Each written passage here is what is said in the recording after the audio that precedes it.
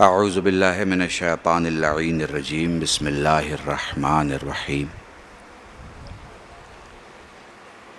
या मन ज़िक्रुहु शरफ़ुन लिज़्ज़ाकिरीन अल्हम्दुलिल्लाहि रब्बिल आलमीन वस्सलातु वस्सलामु अला अशरफिल अंबिया वल मुरसलीन सय्यदिल अरब वल अजम जिस्मुहु मुक़द्दसुन मुअत्तरुन मुक़द्दम नूरुल हुदा मिस्बाहुल ज़ुलम शफ़ीउल उमम साहिबुल जूद वल करम मौलाना अबुल क़ासिम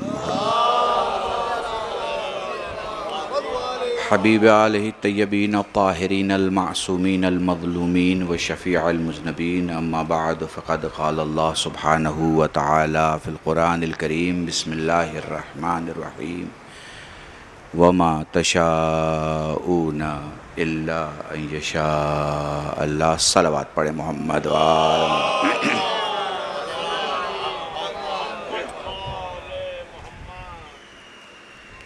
माशाअल्लाह। मैं देख रहा हूँ निज़ामत करने वाले, मरसिया पढ़ने वाले, मौला का कसीदा पढ़ने वाले, मौला की मजलिस पढ़ने वाले, मौला की मजलिस सुनने वाले,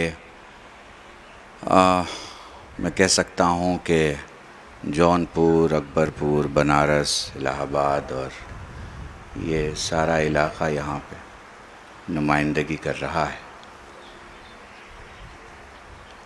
और ज़ाहिर सी बात है कि इसमें कोई डाउट नहीं है कि तशरीफ़ लाए मौलाना, तशरीफ़ दुरूद पढ़े मोहम्मद व आले मोहम्मद पर तशरीफ़ इस तरफ आ जाएंगे ज़रा सा, दुरूद पढ़े मोहम्मद व आले मोहम्मद पर।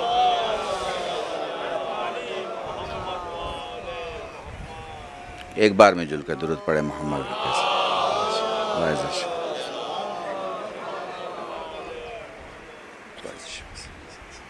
इसमें शक नहीं है कि आप सब मजलिसी हैं और मजलिस सुनने के लिए यहाँ भी आए हैं और हर जगह भी जाते होंगे, मगर इससे भी इनकार नहीं किया जा सकता कि जिस मरहूम की मजलिस है उसने रिलीजियस लाइफ और सोशल लाइफ का एक नमूना आपके सामने रखा कि कैसे गैरों के साथ बर्ताव करना, कैसे अपनों के साथ बर्ताव करना, कैसे गैरों में अपनाइयत बांटना, कैसे अपनों को गैर होने से बचाना। मेरे इस जुमले के बाद मैं आपके रोते चेहरे और भीगती आँखों को महसूस कर पा रहा हूँ। ये भी कोई मरने की उम्र होती है क्या? जिस सिनो साल में वो आपका साथ देते देते दुनिया से चला गया, तो अब एक मजलिस आप मेरे छोटे भाई से सुन चुके हैं और बहरहाल गर्मी और ये सब और फिर नज़र का एहतमाम और ये सब सारी चीज़ें देखते हुए आप जानते हैं मैं 35-45 मिनट मजलिस पढ़ता हूँ, ज़्यादा लंबी मजलिस नहीं पढ़ता, मगर मैं कोशिश करूँगा कि इस कैरेक्टर को आप पस मंज़र में रखिएगा। बहुत ज़रूरी है ये गाँव का प्रधान होना कभी कभी अमामे से ज़्यादा खिदमत करवा लेता है। ये आप इसको शायद नहीं महसूस कर पाएंगे, मैं सियासत में महसूस करता हूँ कि इसकी क्या अहमियत है। जैसे हम लोग जब हौज़े में जाते हैं तो हम महसूस कर पाते हैं कि सही से लुमा पढ़ना क्या है, मकासिद पढ़ना क्या है, दरस ख़ारिज में जाना क्या है। यहाँ शायद इतनी सीरियसनेस नहीं है, मगर पॉलिटिक्स में इसकी बहुत अहमियत है, बहुत। और हमने कभी सियासत को माविया की जागीर नहीं माना। मैंने बहुत बड़ा जुमला कहा, खुदा की कसम, इस मिंबर की कसम, इस लिबास की कसम जो हमने पहना है, हमने कभी सियासत को माविया की जागीर नहीं माना। हमने माना ही ये कि अहले बैत के साथ जो जुल्म किया गया वो सियासत से किया गया, वरना कुर्सी उनकी थी, बैठ कोई और गया। पता नहीं मैं आपको समझा पा रहा हूं कि नहीं। मसनद उनकी थी भाई, मकाम उनका था, चेयर उनका था, काबिज कोई और हो गया। वो जो काबिज हुआ उसका मुकाबला आप सर्फ और नौ पढ़ के करेंगे? उसका मुकाबला क्या आप लैटिनी और अरबी और फ्रेंच जान के करेंगे? नहीं, उसका मुकाबला आप रणनीति जान के करेंगे। हिंदी का जुमला इस्तेमाल कर रहा हूँ ताकि आप बहके नहीं कि कल्ब रुशैद ने क्या पढ़ा। वकील साहब बैठे हैं, ये मुझे बताएंगे और महसूस करेंगे कि हाँ कल्ब रुशैद सही पढ़ रहे हैं। रणनीति आप इसलिए मंजिल पर नहीं पहुंचेंगे कि आपकी गाड़ी बहुत अच्छी है या गाड़ी में तेल बहुत है, इसलिए मंजिल पे पहुंचेंगे कि आपको रास्ता मालूम है। मैंने पढ़ दिया सब कुछ आपके सामने। रास्ते मालूम करने को और मालूम होने को सियासत में रणनीति कहते हैं, और ये रणनीति आपको अहले बैत से मिलती है। मौजू मेरा बिल्कुल अलग होगा, मगर मैं कोशिश करूंगा कि इस सफर में आपसे जरा भी जुदा ना रहूं। मेरी कोशिश ये रहती है, देखिए मैं हमेशा बोलता हूं कि कल्ब रुशैद की मजलिस समझने के लिए 6ठी क्लास फेल भी होगा समझ जाएगा, बस पेट पाक हो और नस्ल पाक हो।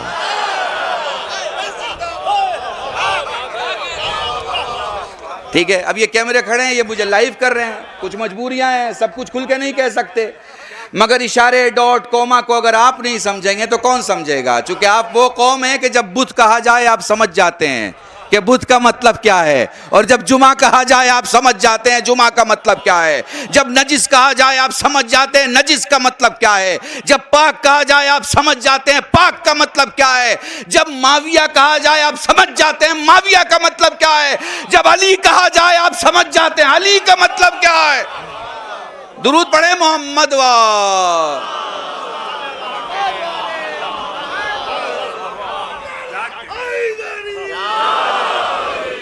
बड़ी सादी सी गुफ्तगू और बहुत आराम से।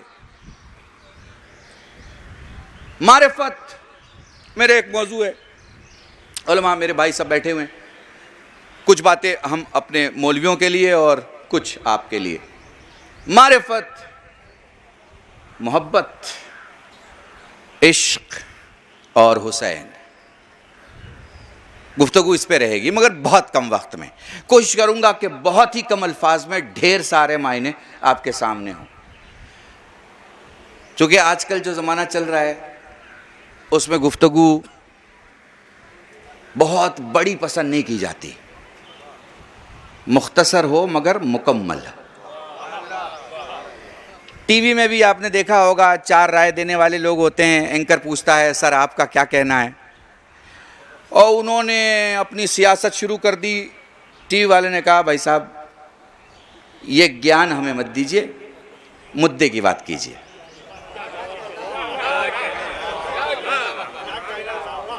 ठीक है, तो अब मिंबर के 2 रुख हैं। एक रुख है वाकईन ज्ञान देने का, यह जिम्मेदारी है, वहां ज्ञान दिया जाता है।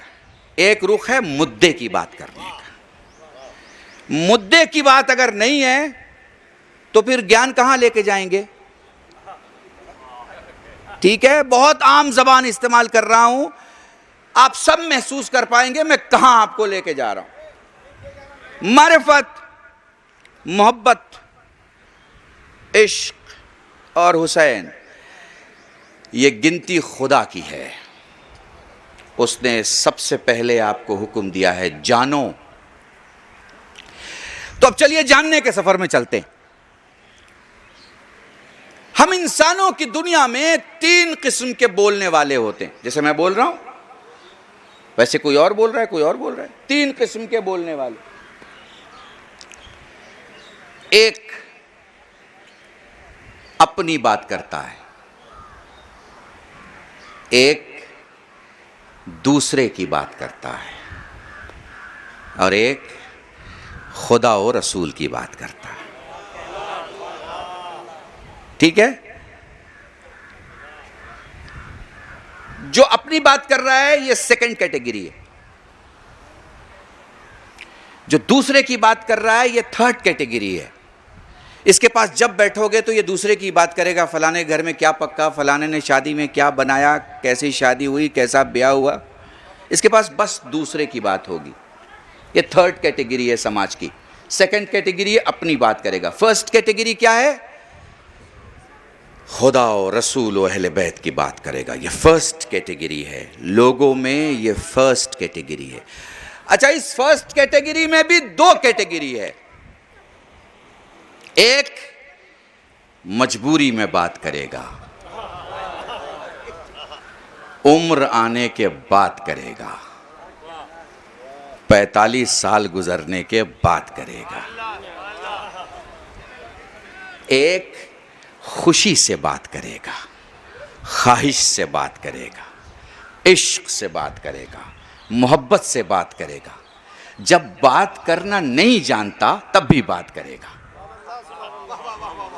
वो महसूस करते चले जाओ, मैं मजलिस मुकम्मल कर दूंगा आपके सामने। एक वो है जो मजबूरी में बात करेगा और एक वो है जो खुशी से बात करेगा। अच्छा, ये जब बात करेगा तो अपनी बात नहीं करेगा, ये अपने खुदा की बात करेगा, अपने रसूल की बात करेगा, अपने मौला की बात करेगा। जब मौला की बात किया करे तो देखा करो, इसका चेहरा सिर्फ इसका आईना नहीं, इसके शजरे का आईना बन जाता है।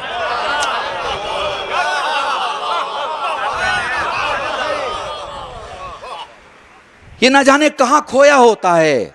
इसे फिरदौस से ले आऊं, इसे आसमान हफ्तुम से ले आऊं, इसे आसमान चहारुम से ले आऊं, कहां से लाऊं? उसके चेहरे पर जो हालात होते हैं, अगर आपको फेस रीडिंग आती है तो आप महसूस कर पाएंगे वो कमज़ोर नहीं है मगर उसके हाथ कांप रहे होते हैं। उर्दू अदब में वो गूंगा नहीं है मगर उसके अल्फाज कांप रहे होते हैं, चूँकि एहसास बहुत होता है। अच्छा, ये एहसास क्या है? एहसास आदमी को कीमती बनाता है। लिख लेना ये जुमला, एहसास आदमी को कीमती बनाता है। एहसास इंसान को कामिल बनाता है। मौला से पूछा गया, मौला इंसानों की दुनिया में सबसे कीमती इंसान कौन है? कहा, जिसका एहसास सबसे ज़्यादा है। मसाइब में देर तक कौन रोता है? जिसका एहसास ज़्यादा है। मातमदारी में मातम ज़्यादा कौन करता है? जिसका एहसास ज़्यादा है। देर तक मजलिसों में कौन बैठता है? जिसका एहसास ज़्यादा है। मस्जिद में शुरू में जाता है और आखिर में निकलता है, कौन ये अमल करता है? जिसका एहसास ज़्यादा है। एहसास इंसान को कीमती बनाता है। मुकम्मल लफ्ज़ नहीं कह रहा मैं, कीमती बनाता है। अब ज़रा इस सफ़र पे चलिएगा और आप महसूस कर पाएंगे मैं आपको कहाँ ले जा रहा हूँ। एहसास मुमकिन है। एकांत आदमी जो आपके महल्ले में करोड़पति ना हो, मुमकिन है उसके पास बंगला ना हो, कोठी ना हो, गाड़ी ना हो, मगर हसास है। वो कोठी वाले से, गाड़ी वाले से, बंगले वाले से बड़ा कैसे हो गया? तो मैं एक मिसाल दूं आपको। आजकल महंगा मोबाइल वकील साहब 1.5-2 लाख का तो आता ही होगा तकरीबन। ये 2 लाख का मोबाइल उठा के ले आइए, ये चलेगा? आप कहेंगे नहीं मौलाना ये नहीं चलेगा। तो फिर इसकी पहली डिमांड क्या होगी? इस 2 लाख की मोबाइल की पहली डिमांड क्या होगी? आप कहेंगे मौलाना पहली डिमांड होगी कि 150 की सिम डालो।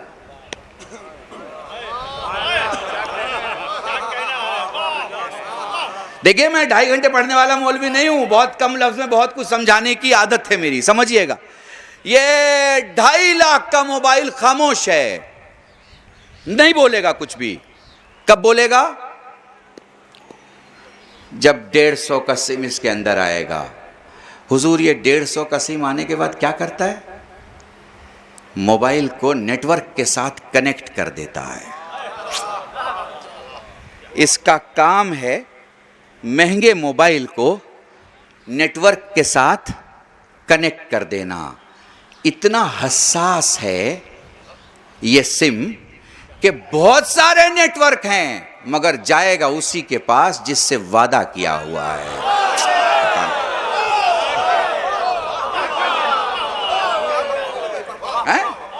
एक जुमला चूंकि आप सियासत ज़हनियत को समझते हैं, एक जुमला कहने जा रहा हूं, ठीक है? जैसे एयरटेल का सिम हो, वहीं बाजू में सरकारी नेटवर्क टहल रहा है BSNL, मगर कनेक्ट नहीं होगा चूंकि बैत नहीं है उससे। दुरूद पढ़े मोहम्मद वाले मोहम्मद।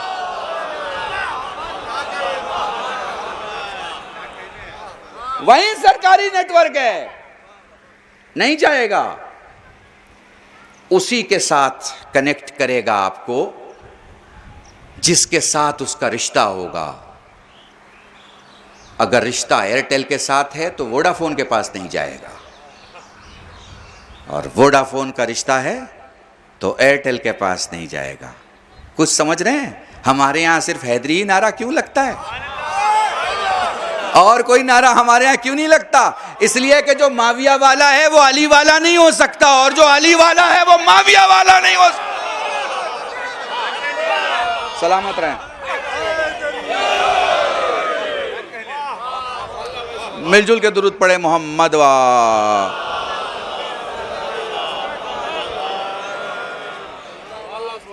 महसूस कर रहे हैं? तो देखिए, जो जितना हसास है उसकी उतनी वैल्यू है। आप हसास हैं, क्योंकि जब खुशी की बात होती है तो फौरन रिएक्शन बाहर आता है। यह हसास होने की दलील है। एक जुमला फिर कह रहा हूं, हम हसास कौम हैं। हमारे किसी आलिम को अपनी कौम को कहना नहीं पड़ता कि कहो सुभान अल्लाह। वकील साहब पूरी तवज्जो। हमारे किसी आलिम को कभी नहीं कहना पड़ता। हसास कौम है, हसास कौम है। जानती है कहां खामोश रहना, कहां बोलना। जानती है बोलना है तो क्या बोलना। जानती है कि जिंदाबाद कहां बोलना, मुर्दाबाद कहां बोलना। जानती है किसके जवाब में क्या बोलना। जिंदा कौम है, हसास कौम है। किसी के सिखाए पे नहीं चलती, उसके इरादे पे चलती है। इरादा इंसान को कामिल बनाता है। उड़ता तो मच्छर भी बहुत ज्यादा है, मगर इरादा कमजोर होने की वजह से वहां पहुंच नहीं पाता जहां पहुंचना चाहता है। ये मैं नहीं कह रहा, मेरी खिताबत नहीं है, यह आपके इमाम ने कहा है। बनना है तो या लेने वाला बनो या देने वाला बनो। मतलब या स्टूडेंट बनो या प्रोफेसर बनो।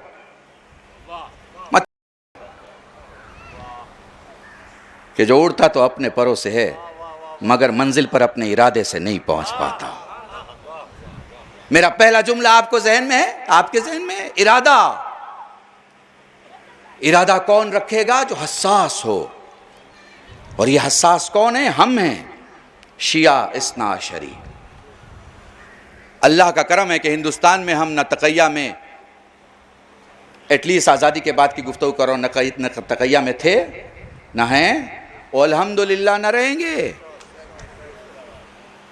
वक्त नहीं है कि हम कुछ छुपाएं, वक्त यह है कि हम बताएं। वो खुदा की कसम, मैं बड़े स्टेजेस पे जाता हूं, बड़े बड़े धर्मगुरु बैठे रहते हैं, कहीं पे मुझे बात करनी रहती है मौला की, तो सबसे पहला मैं जुमला इस्तेमाल करता हूं कि विश्व के सबसे बड़े विद्वान ने कहा।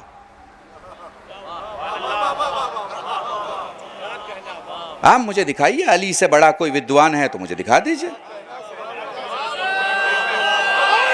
सलामत रह, सलामत रह। विश्व के सबसे बड़े विद्वान ने कहा। एक जुमला कहूं, उसने कहा जिसने इल्म को खल्क होते देखा। देखिए, मैं एक जुमला कहा करता हूं और मैं महसूस कर रहा हूं कि इस वक्त आप एक इरफान की चादर में लिपटे हुए हैं, इसलिए मुझे यकीन है कि आप उस बुलंदी पर हैं जहां मुझे किसी जुमले की अदायगी के बाद कहना नहीं पड़ेगा। तवज्जो फरमाइएगा। देखिए, दो किस्म के लोग हैं, दो किस्म के। एक अक्ल से चलते हैं, एक वही से चलते हैं। एक अक्ल से चलते हैं। हम और आप किससे चलते हैं? अक्ल से चलते हैं। अक्ल से चलने के बाद भी ठोकर खाते हैं, ठोकर खा के फिर सीखते हैं, ठीक है ना। हम लोग अक्ल से चलने वाले लोग हैं। फिर हम जिन्हें मानते हैं वो किस चीज से चलते हैं? वो वही से चलते हैं। वही में और अक्ल में क्या फर्क है? अक्ल के नतीजे बदलते रहते हैं। अक्ल के नतीजे बदलते रहते हैं, मगर वही का मजमुआ कुरान है। कुरान कभी नहीं बदलता। जो जेर पहले था वो ज़ेर आज है, जो ज़बर पहले था वो ज़बर आज है, जो आयत पहले थी वो आयत आज है, जितनी पहली थी उतनी आज है। आपने सुना होगा बहुत से लोग खड़े हो गए, उनमें से कोई एक खड़ा हो गया, लानती तो लानती होता है, उसका नाम ना भी लिया जाए तो लोग समझ जाते हैं। उनका जी हम ये बदल देंगे वो बदल देंगे। अपने मोहल्ले की गली तो बदल नहीं पाए, कुरान बदलने निकले थे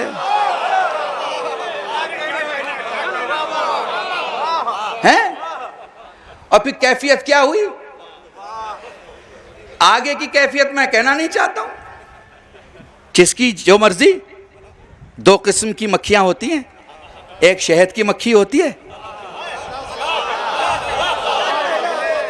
जो बस शहद इस्तेमाल करती है और शहद देती है, जिसकी मिसाल भी मौलाना ने दी है। इंग्लिश का जुमला इस्तेमाल करूं, वो इंपोर्ट भी पाक करती है और एक्सपोर्ट भी पाक करती है, निजासत नहीं है दूर दूर तक। तो ये जो फर्शे अज़ाए सैयदुश्शुहदा बैठे हैं, ये सब शहद की मक्खियां हैं, ये कहीं और नहीं दिखाई देंगी, ये बस एक ही जगह दिखेंगी। शर्त यह है कि शहद की मक्खी हो। दुरूद पढ़े मोहम्मद वाले मोहम्मद।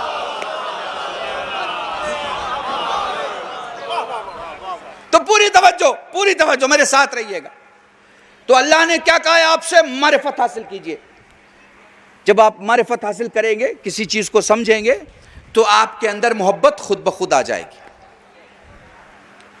और फिर जब मोहब्बत दम तोड़ने लगेगी तो एक शहर आएगा जिसे शहर इश्क कहते हैं।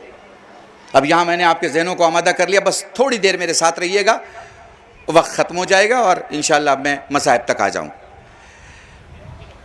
तो हुआ ये कि गांव के या शहर के बड़े आदमी के बड़े बेटे ने ये गिनती बदल दी।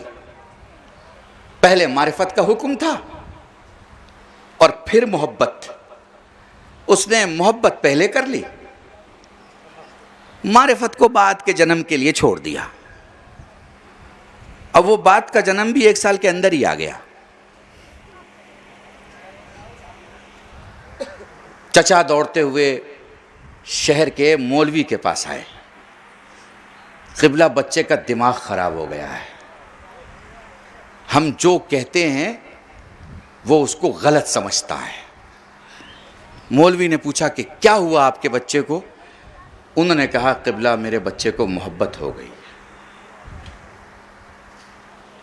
पर इसी तरह सुनिएगा, पूरी तवज्जो चाह रहा हूं, जरा समझाइए मेरे बच्चे को कि उसे क्या हो गया है। अब ये मौलवी खुद अकल वाला होगा तो कभी नहीं समझाएगा, ये सोचेगा कि जो अपने बाप की नहीं सुन रहा है,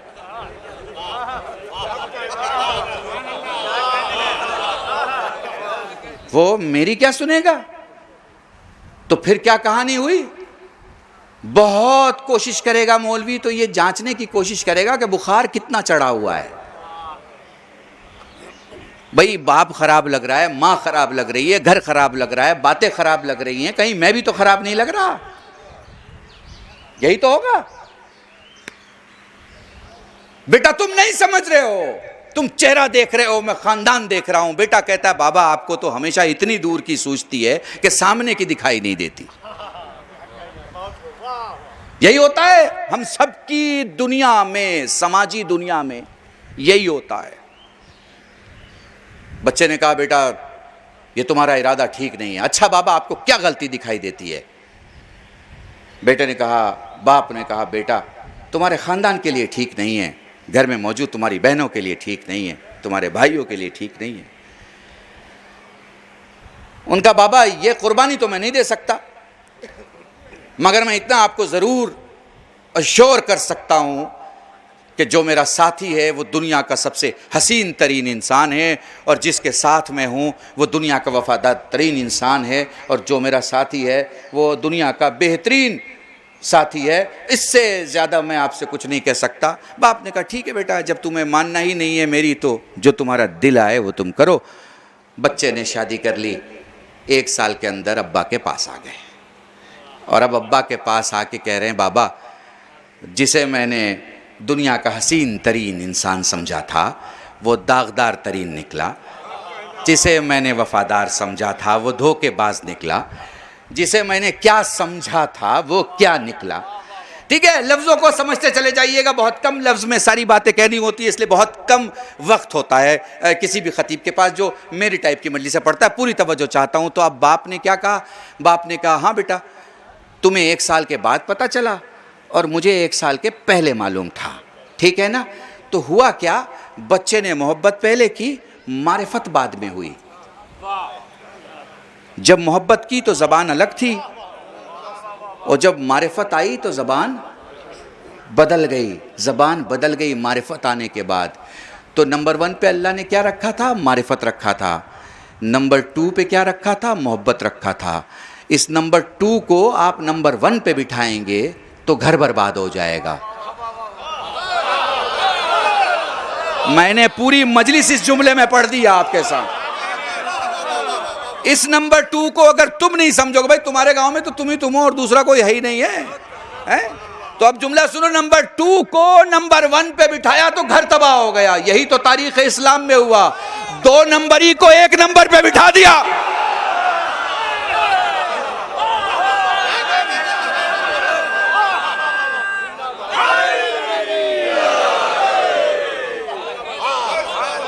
दुरूद पढ़े मोहम्मद वाह।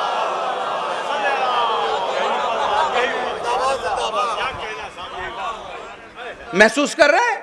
देखिए भाई, मैं उर्दू में बोल रहा हूं, ये लफ्ज का इस्तिफादा है, और लफ्ज के इस्तिफादे से कम मैं अपनी कौम को ये बता रहा हूं, हमारे यहां दूसरा नंबर है ही नहीं।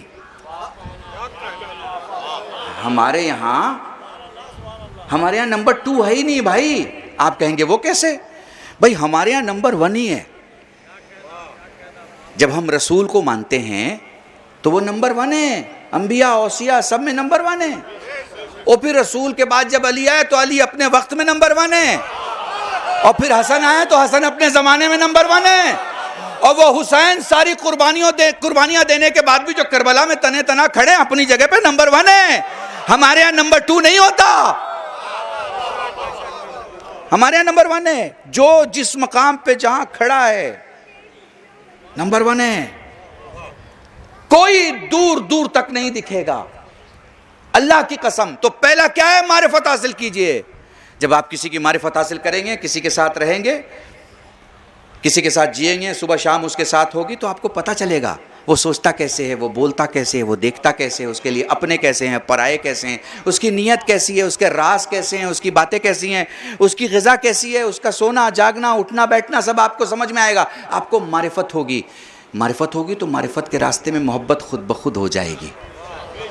और जब मोहब्बत इश्क की इंतहा पे आएगी तो फिर अजीब सी कैफियत होगी इंसान में। अब यहाँ थोड़ा सा संगीन और संजीदा मौजू है और संजीदी बहस, थोड़ा सा मेरा साथ दीजिएगा। देखिए, मोहब्बत और इश्क में क्या फ़र्क है?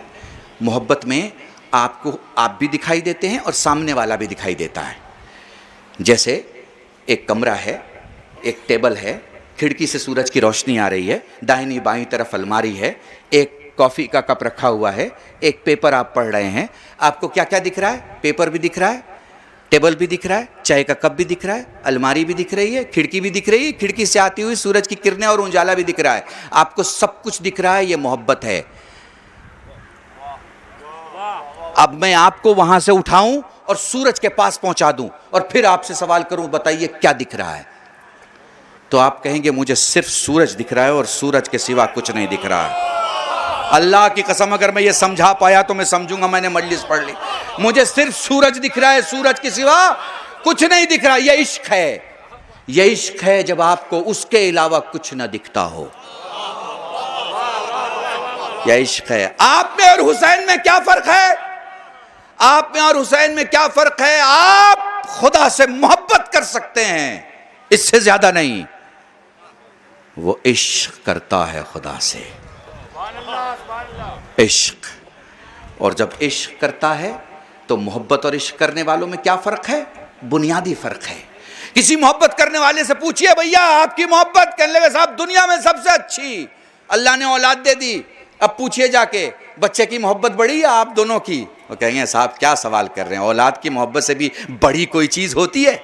तो जब मोहब्बत होती है तो उसका समरा औलाद जब सामने आती है तो मोहब्बत सजदा करने लगती है, कहती इससे बढ़कर मोहब्बत भी नहीं, इससे बढ़कर मोहब्बत भी नहीं। यानी औलाद के सामने मोहब्बत ख़त्म हो जाती है, फना कर देती है खुद को, बोलती है सबसे बड़ी चीज़ है औलाद। मगर जब इश्क हो और मरकज़ इश्क खुदा हो और करने वाला हुसैन हो तो अली अकबर जैसे बेटे की कुर्बानी से पांव नहीं कांपते। अल्लाह अकबर, अल्लाह अकबर। मैं सोच रहा था कि मैं आपके दरमियान किसके मसाइब पढ़ूं, पता नहीं। मैं जिस किसी के भी मसाइब सोच रहा था, भाई एंड में जनाब अली अकबर का ख्याल आ रहा था।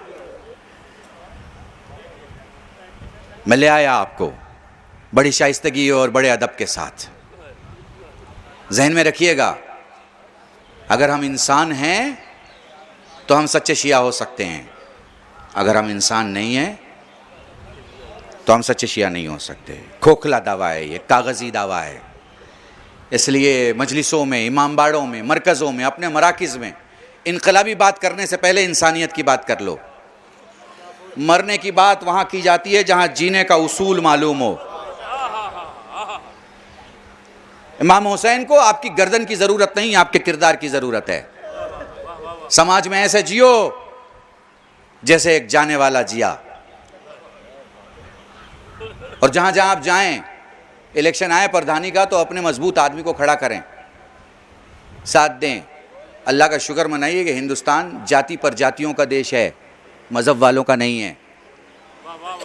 बहुत अल्लाह का शुक्र मनाइए।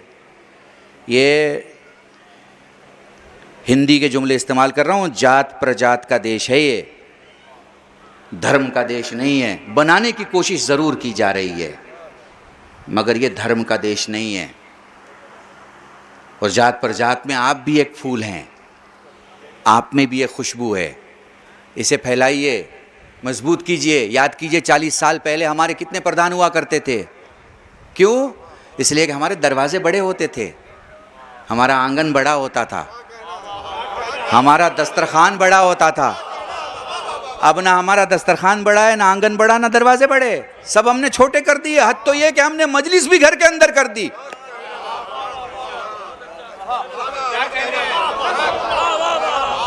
बाहर आओ, खुदा की कसम, मेरा वो जवान जो मरसिया पढ़ता है, नोहा पढ़ता है, मेरा वो जवान जो कसीदा पढ़ता है, शायरी करता है, किसी भी पॉलिटिकल मंच पे 5 मिनट बोल के आएगा, सबकी जबानें बंद हो जाएंगी। चूंकि फर्श अज़ा से जो जबान मिलती है वो काटी तो जा सकती है, दबाई नहीं जा सकती।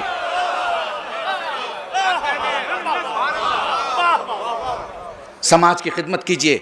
मैं मसाइब पे आ गया था, लेकिन मुझ पे वाजिब है कि ये जिम्मेदारी मैं निभाऊं। हमारे अंदर सोशल एक्टिविटी बहुत कमज़ोर हो गई है, बहुत ही ना के बराबर हो गई है।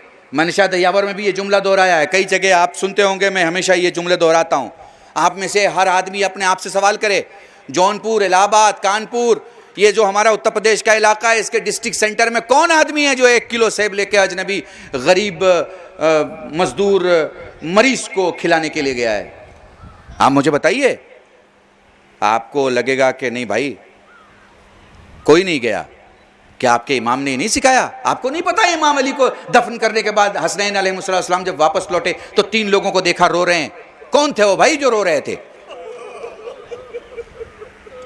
अली की सोशल जिम्मेदारी आपको समझ में आ रही है, दिखाई दे रही है भाई? तारीख पढ़ी है आपने, मौलवी आपको सुनाते हैं, आप रो के खत्म कर देते हैं, आप कैरेक्टर याद नहीं करते। अली का कैरेक्टर देखिए, आप देखिए अली का कैरेक्टर। 3 लोग रो रहे हैं। इमाम हसन से कहते हैं वो आने वाला जो आके हमें खिलाया करता था, जो हमें दवा दिया करता था, जो हमारे जख्मों पे मरहम लगाया करता था, वो नहीं रहा। कैसे पता चला नहीं रहा? क्योंकि इमाम हसन ने बताया। ठीक है ना, बता रहे थे ना, कोई था जो खिलाने आता था। 3 चीजें आपको दिखी ना, यही तो सोशल मैसेज है। खुदा के वास्ते सोशल मैसेज को फैलाओ, खुदा के वास्ते फर्श अज़ा को बड़ा करो और बड़ा करो, खुदा के वास्ते से लोगों को लाओ ताकि उनको पता चले कि यजीद कितना लानती था और हुसैन कितना जिंदाबाद है। और एक जुमला कहने जा रहा हूं, 2,60,00,000 वहाबी हैं तुम्हारे देश में। अगर तुमने फर्श अज़ा छोटा किया तो आने वाला 100 साल अच्छा नहीं रहेगा। कोई इलाज नहीं है तुम्हारे पास, सिर्फ और सिर्फ एक ही इलाज है, एक ही इलाज, हुसैनी वैक्सीनेशन, और कुछ नहीं है। क्या है भैया, मौलवी आया 1 घंटे तकरीर की, आपने उसे हदिया दिया, चला गया। आपने कहा ही नहीं क्या पढ़िए। आपने अपने इलाके की कमजोरी, अपने इलाके की ज़ईफ़ी, अपने इलाके की सही बातें गलत बातें उससे शेयर ही नहीं की। उसने वो पढ़ा जो उसे पढ़ना था, चला गया, आपने नारे लगा लिए। उसके बायोडाटा में एक नाम ऐड हो गया कि फलानी जगह बहुत कामयाब मजलिस पढ़ के आ रहा हूँ, ख़त्म हो गई बात। फर्श अज़ा ये मुख्तार पैदा करता है। हाँ, ये जुमला नहीं कि अज़ादार पैदा करता है, नहीं। अज़ादार बनने के लिए पहले मुख्तार होगा, फिर अज़ादार होगा। मुख्तार पैदा करता है ये। और मैंने बंबई में भरे मजमे में एक जुमला कहा था, शिया का हर बच्चा एक मुख्तार होता है, बस इब्न ज़ियाद के सामने आने की देर होती है, मुख्तार बाहर आ जाता है। दुरूद पढ़े मोहम्मद वाले मोहम्मद। बस मेरे अजीज़ान, मैंने कोशिश की कि मैं एक मौजू आपके सामने मुकम्मल करूं। सोशल मजबूत करो, गरीब है तो उसकी मदद करो, पड़ोस में परेशान हाल है उसकी परेशानी दूर करो। मैं परेशान हूं, आपके यहाँ पानी का नल लगता है, नजफी हाउस से पैसा आने के बाद, अरे भाई हमारे इलाके में इतना पैसा है कि हम शिया तो शिया गरीबों के यहाँ पानी के नल लगाएं।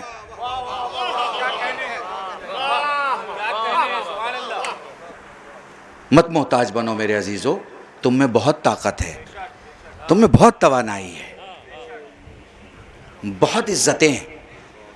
23,000 का एक पानी का नल लगता है। अगर किसी ऐसे इलाके में, जिस इलाके में 10 घर हैं मगर इंसानों के हैं, उसमें से कोई आपका नहीं है, तो क्या हुआ? पानी पी के ये तो कहेगा कि ये इलाके के चंद हुसैनी लोग हैं तो ये नल लगा के गए। सोशल बढ़ाइए, ये बहुत ज़रूरी है। बताइए, रमज़ान का आलिम बैठे हैं, पूछिए अगर मैं एक जुमला गलत कहूँ मुझसे मिंबर से उतार लेना। रमज़ान के रोज़े के बाद मगरिब की नमाज में इफ्तार करने के बाद आप दुआ पढ़ते हैं, उसमें आप कहते हैं अल्लाहुम्मा शफ़ी कुल्ल मरीज़, परवरदिगारा सारे मरीजों को शिफा दे। ये है शियत, ये है शियत, सारे मरीजों को शिफा दे। क्या आप डिक्लेयर करते हैं कि शिया मरीजों के, सुन्नी मरीजों के, हिंदू मरीजों के, जैन मरीजों के, क्रिश्चियन मरीजों? ये है। जस्टिस सच्चर का नाम सुना है आपने? हैं, मेरा और जस्टिस सच्चर का एक जगह प्रोग्राम था, बड़ा प्रोग्राम था। हमारे हिंदू भाई उनसे नाराज हो गए, उनका वॉकआउट कर दिया, उनके खिलाफ नारे लगने लगे। बड़ा आदमी, सीनियर आदमी। मैंने कहा भाई जस्टिस सच्चर एक बड़ी शख्सियत है, इनका दिफा होना चाहिए। मैंने माइक लिया, मैंने माइक लेके कहा कि मैं तो तुम्हें अच्छा हिंदू मानता था, मगर तुम कैसे हिंदू निकले कि तुम्हारे दस्तरखान पे सिर्फ राम का मानने वाला खाए और तुम्हारे जैसा इंसान ना खाए? तुम अपने लोगों की इज्जत नहीं कर सकते तो दूसरे की क्या करोगे? आप यकीन जानिए, मेरे इतने जुमले से सारे शांत हो गए। जो सीनियर प्रोफेसर आगे बैठे थे, जो वकला बैठे थे, उनका गुरुजी गलती हो गई ये जवानों की वजह से, मगर हम जस्टिस सच्चर की इज्जत करते। आपको कुछ समझ में आया? याद रखिएगा, याद रखिएगा, इस हिंदुस्तान में किरदार ही माना जाता था, किरदार ही माना जाता है और किरदार ही माना जाता रहेगा। रात लंबी हो जाए तो दिन का उजाला कम नहीं होता। दुरूद पढ़े मोहम्मद वाले मोहम्मद।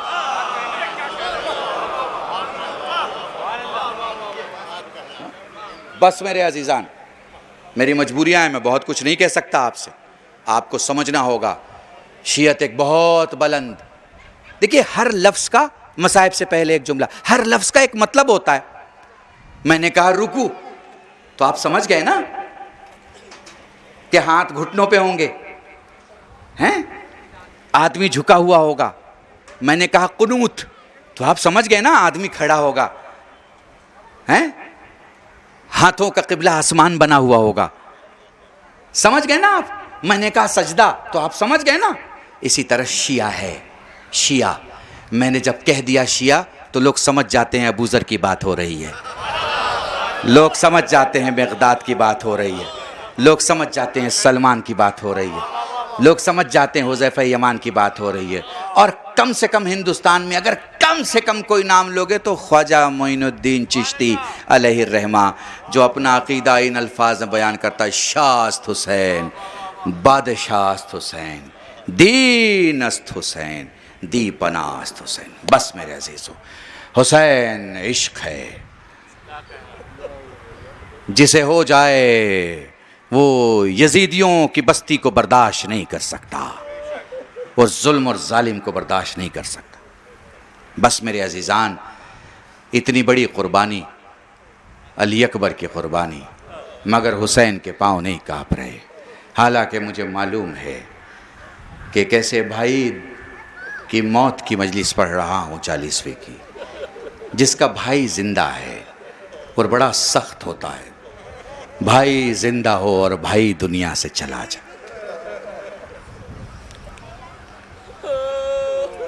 वो जनाब अब्बास के लिए भी ये जुमला है, जब अपने छोटे भाई को आमादा कर रहे थे, गुफ्तगू कर रहे थे, तो हुसैन ने जनाब अब्बास को कहा, ठहरो अब्बास, मुझे इसे आमादा करने दो। मैं महसूस कर रहा हूँ आप बड़े दूर दूर से आए हैं और तड़प रहे हैं हुसैन पर रोने के लिए। ये किरदार है, किरदार जो आपको रुलाता है, ये कसम है जो आपने खाई है, ये वादा है जो आपने किया है। आप किसी खतीब की खिताबत और अंदाज़ खिताबत और मसाइब की रिवायत से नहीं, बल्कि आप तो सकीना की मुसीबत सुन के जज़ाकुमुल्लाह, खुदा तुम्हें कोई गम ना दे। अपने 34 साल की खिताबत में पिछले 20 साल से ये जुमला मैं कहता हूँ कि जब भी कहीं मौत होती है ना, तो 3 किस्म के रोने वाले होते हैं। एक गली वाला रोता है, एक पड़ोस वाला रोता है और एक घर वाला रोता। हुसैन पर कभी गली वालों की तरह मत रोना, हुसैन पर कभी पड़ोस वालों की तरह मत रोना, हुसैन पर जब भी रोना घर वालों की तरह। जज़ाकुमुल्लाह, खुदा तुम्हें कोई गम ना दे सिवाय गमे सैयद शुहदा के। घर वाला भी रोता है, पड़ोस वाला भी रोता है, गली वाला भी रोता है। गली वाला संभल के रोता है, पड़ोस वाला तहजीब से रोता है, घर वाला बेबसी में रोता है, बड़ी बेकसी में रोता है। जब भी रोया करो बावाज़े बुलंद रोया करो, ये ना देखा करो तुम्हें कौन देख रहा है। बड़े आराम आराम से पढ़ूंगा।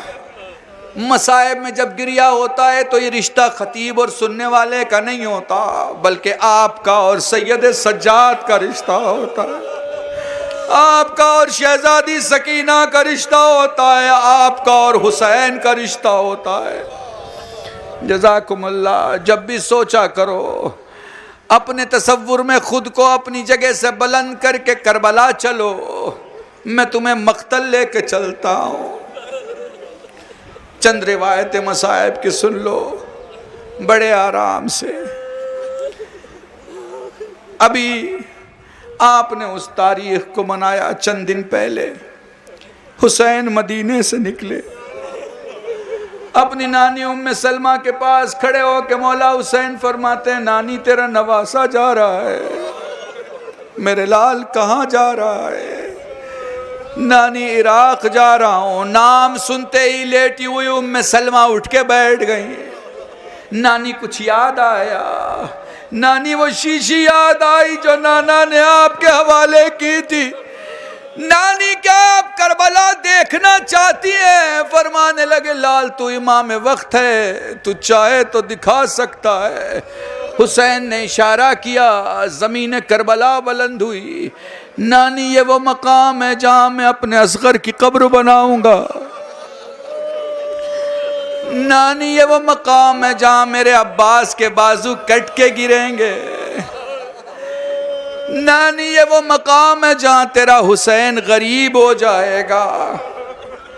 पलट के उम्मे सलमा ने कहा, मेरे लाल तू गरीब हो जाएगा। मैं नहीं समझी नानी ये वो मकाम है जहाँ मेरे आगे भी कासिम होगा, मेरे पीछे भी कासिम होगा।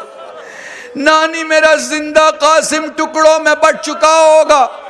अल्लामा मरहूम रशीद तुराबी साहब का जुमला नकल कर रहा हूँ। मरहूम मगफूर फरमाया करते थे, हुसैन हुसैन कासिम के लाशों के टुकड़ों के दरमियान बैठ गए, अमामा उतार के जमीन पर रखा, आसमान देख के फरमाते, वाह गुरबता, मेरे अल्लाह में गरीब हो गया।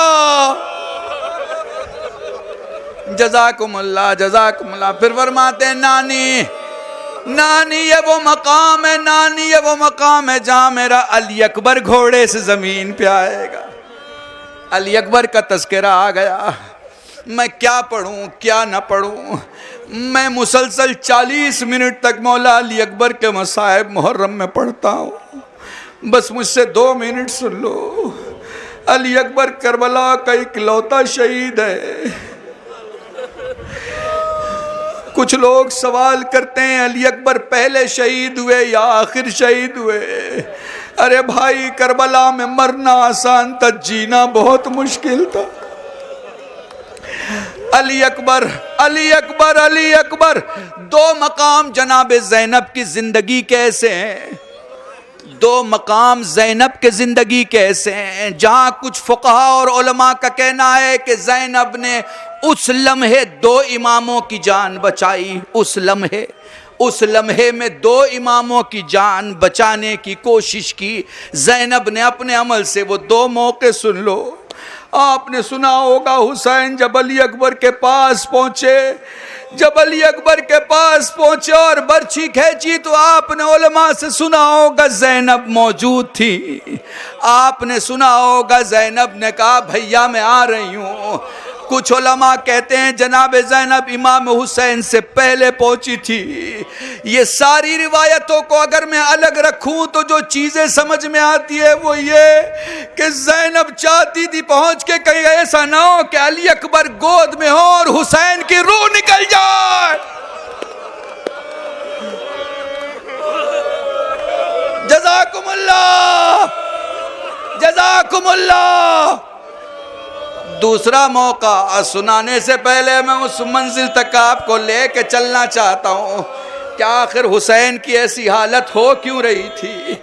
नज़दीक पहुँचे, बाबा नज़दीक आ, बेटा तेरे पास हूँ बाबा, और नज़दीक आ। हुसैन और झुके, हुसैन और झुके। हुसैन इतना झुके कि हुसैन की जुल्फ़ें अकबर के चेहरे पे आने लगी।